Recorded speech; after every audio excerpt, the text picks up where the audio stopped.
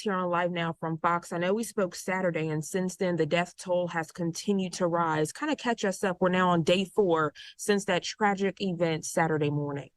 So, as you say, it's day 4. The Israelis have been waging an air war against Hamas targets within the Gaza Strip. They have also been going through the 22 towns and kibbutzes in southern Israel, making sure that all the Palestinians that had invaded the area have been pushed back into Palestine. The death toll numbers are still rising. There are over 1,000 Israelis that have been found to be dead, and the number of wounded is at least 2,400 Israelis wounded in that area. So this is really a major attack. The Israeli IDF, the Israeli Defense Force, has called all their troops to on recall, and they are mounting up, getting ready for a land battle to go into the Gaza Strip. But they are first softening up the area with air attacks and preparing to enter into the Gaza Strip. So unfortunately, that death toll is expected to rise as they continue to find more people in the rubble. I know when we first spoke, the question many had is, could this have been prevented? As the days have progressed, what are you seeing on that front? So it turns out, as we discussed before, this was a failure of intelligence. And that is something that the Israelis are going to have to find out why it was that they did not get the advance warning. It turns out that now information is coming in that the Egyptians had warned the Israelis, but that warning was not taken seriously or was not acted upon. And so that's an added black eye for Israeli intelligence to have information come in like that and then not be able to take steps to try to confirm that.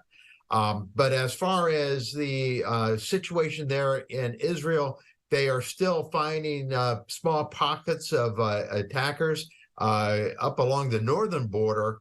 Hezbollah has had a few Hezbollah members cross over the border, and the Israelis have attacked across the border there. And so that's another area to watch, is whether or not Hezbollah, who has activated their troops, are now lining up along the border, whether this actually breaks out into a far greater war than just Israel versus the Palestinians in the Gaza Strip.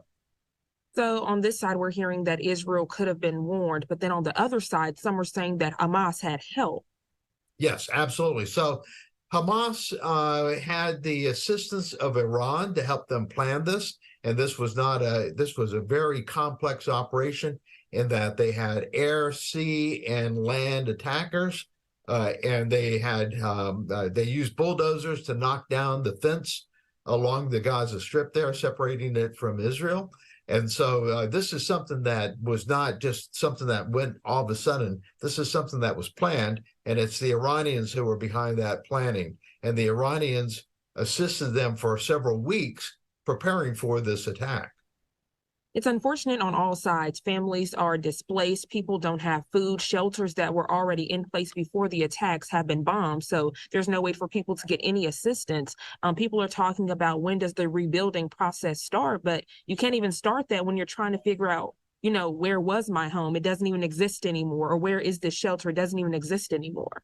So over in Palestine, over in the Gaza Strip there, with the Israeli air attack going on, this is a very small area. And so there's a lot of civilians that are within the area that are also being hit by the aircraft attacks here. And so we not only look at the death toll over on the Israeli side, but it's also climbing over on the Palestinian side. And so this is a battle that did not need to happen. But it was Hamas that brought the war to the Israelis. So it's Hamas that is responsible for this. Mr. Gray, when it comes to where do we go from here, when it comes to intelligence and also national security, how would you answer that?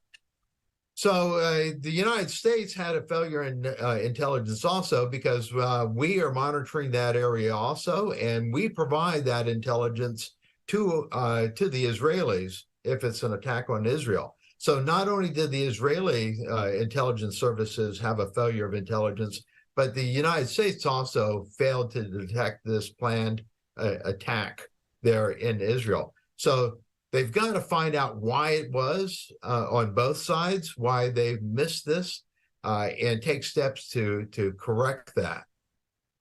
It's always a pleasure when you speak with us here on Live Now from Fox. Is there anything else you'd like to add? Yeah, I would like to add that here in the United States, there is concern that this may very well cause attacks to occur here in the United States. Supporters of Hamas may be attacking some Israeli aligned places like synagogues. And so the security level has gone up in the United States. The Department of Homeland Security is busy working with the local police departments and with the FBI to try to make sure that attacks don't occur here in the United States. Tensions are high on both sides, and so we expect to see protests going on within the United States, but hopefully there won't be any type of violence in the United States associated with this threat. I guess at this point, it's a wait and see type of situation. Thank you so much for joining us here on Live Now from Fox, and I know it won't be the last time we speak.